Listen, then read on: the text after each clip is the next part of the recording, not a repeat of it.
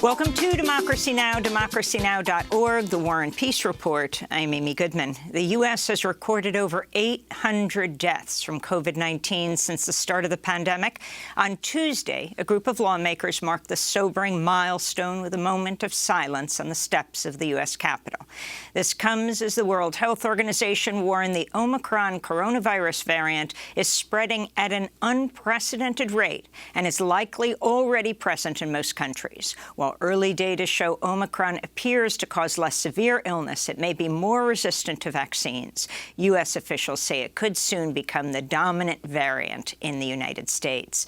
In upstate New York, Cornell University shut down its Ithaca campus after over 900 COVID cases were detected over the past week. Many of the infections were of the Omicron variant in fully vaccinated students. Meanwhile, the head of the European Union also warned Omicron cases are doubling every 2 or 3 days and is expected to become dominant in Europe by mid-January. On Tuesday, Greece recorded its second highest daily death toll since the start of the pandemic. In medical news, Pfizer said Tuesday its antiviral pill could reduce severe illness and death by nearly 90% if given within 3 days of the start of symptoms, and that it is expected to work against the Omicron variant. The FDA could approve its use within days. A correction. I said 800 earlier. The U.S. has recorded over 800,000 deaths from the COVID-19 pandemic since the beginning of the pandemic. The House voted Tuesday to hold former Trump Chief of Staff Mark Meadows in criminal contempt of Congress for defying a subpoena from the Select Committee investigating the January 6 Capitol insurrection. In related news, D.C. Attorney General Karl Racine announced a lawsuit Tuesday against white nationalist groups involved in the insurrection. The independent Office of Attorney General for the District of Columbia is filing the first civil lawsuit by a state or municipal government to hold accountable the Proud Boys, the Oath Keepers, and more than 30 of their leaders and members for conspiring to terrorize the District of Columbia, for unlawfully interfering with our country's peaceful transition of power, and for assaulting are men and women in blue. Attorney General Racine says he plans to use a law derived from the 1871 Ku Klux Klan Act to hold the hate groups accountable. In other Trump-related news, a federal judge blocked a bid by the former president to shield his tax returns to lawmakers on the House Ways and Means Committee. The Treasury refused to hand over the documents during Trump's presidency. Meanwhile, Trump's longtime accountant, as well as loan officer at Deutsche Bank, reportedly testified in recent weeks before a New York grand jury as part of the Manhattan District Attorney's ongoing probe into financial crimes by the Trump Organization. The DA's office is looking into whether Trump intentionally misled investors about the value of his assets. The House passed a bill to combat Islamophobia Tuesday, which would establish a State Department office to monitor reports of Islamophobia worldwide. The bill was spearheaded by Ilhan Omar, one of the first 2 Muslim women elected to Congress. The United Nations commissioned a report and concluded that Islamophobia has reached, I quote, epidemic proportion, and urged nations around the world to take all necessary measures to combat it. As a country that was founded on religious liberty, our leadership on international religious freedom depends on recognizing that Islamophobia is global in scope, and we must lead the global effort to address it.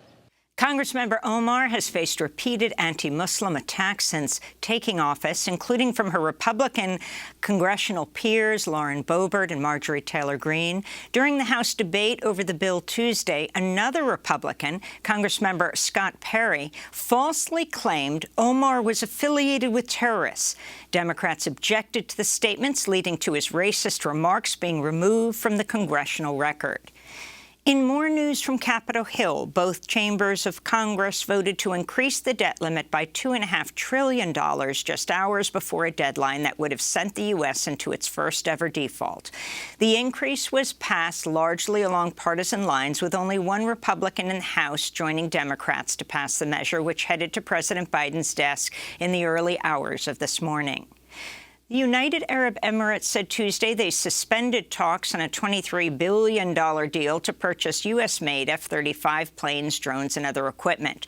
The U.S. temporarily halted planned arms sales to the UAE and Saudi Arabia earlier this year after coming under pressure over the U.S.-backed Saudi-led war in Yemen. But the Biden administration has since said they were committed to the sales to the UAE. Russian President Vladimir Putin and Chinese President Xi Jinping met via video call today as part of a virtual summit. Putin hailed the cooperation between China and Russia, citing mutual principles of, quote, not interfering in each other's internal affairs and respect for each other's interests.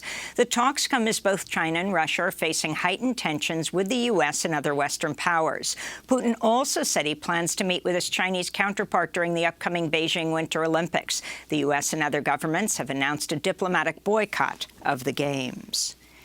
A Belarusian court sentenced opposition leader Sergei Tikhanovsky to 18 years in prison.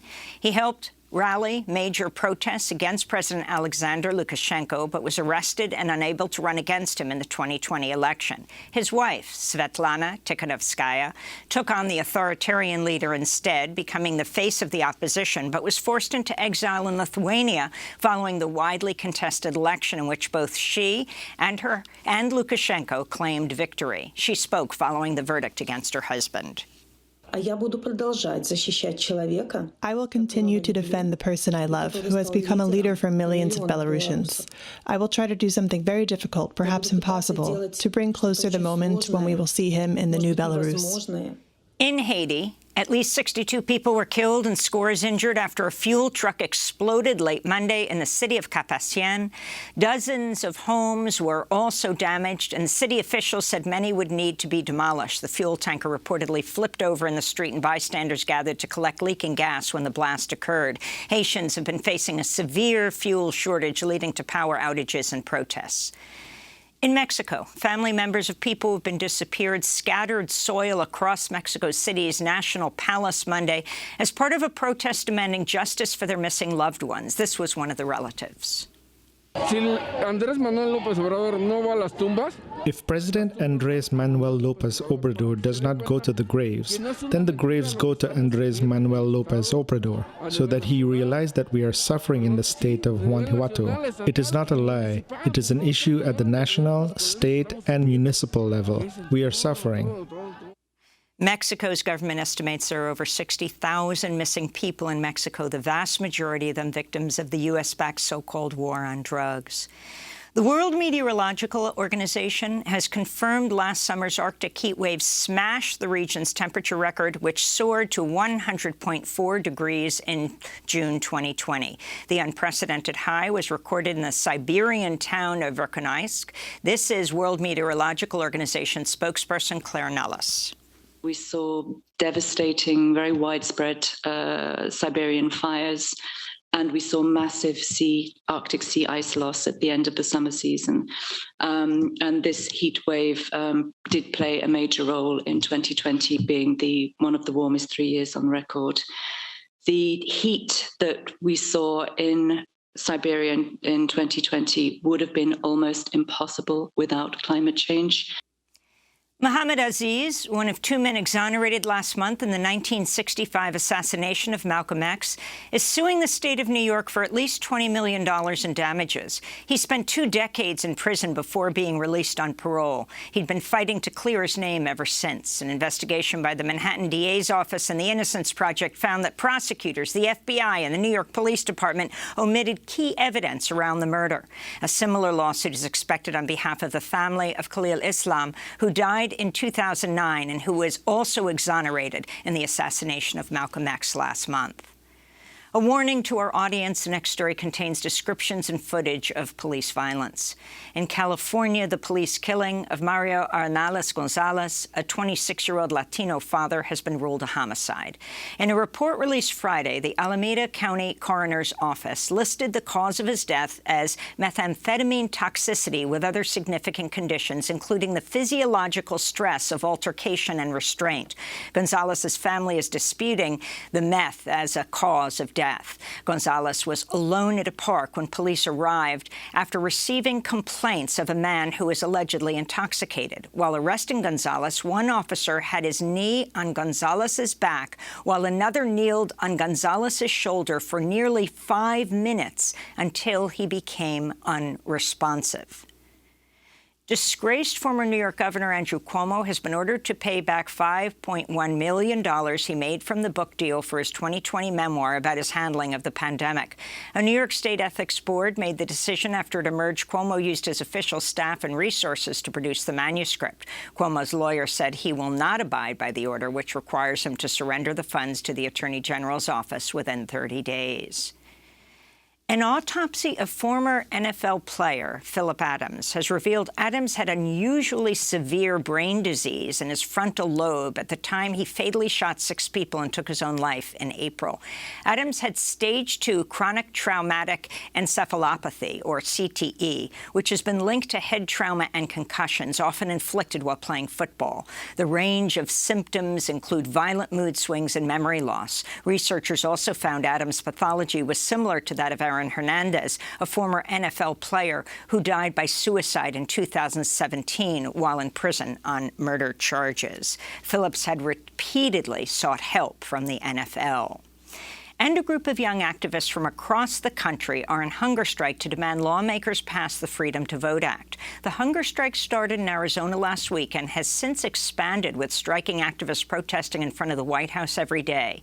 Noted Harvard professor Lawrence Lessig has joined the hunger strike after being inspired by a meeting with some of the activists. This is Madison speaking Tuesday, day 9 of her hunger strike. My name is Madison, and this is day 9 of my hunger strike. I'm feeling pretty tired and weak, but I'm still feeling empowered because I know that in order to pass any kind of legislation we need for this country, we have to get this bill passed first and this year. So I'm willing to do whatever it takes. And those are some of the headlines. This is Democracy Now!, democracynow.org, the War and Peace Report. I'm Amy Goodman in New York, joined by Democracy Now! Co-host Juan Gonzalez in New Brunswick, New Jersey. Hi, Juan.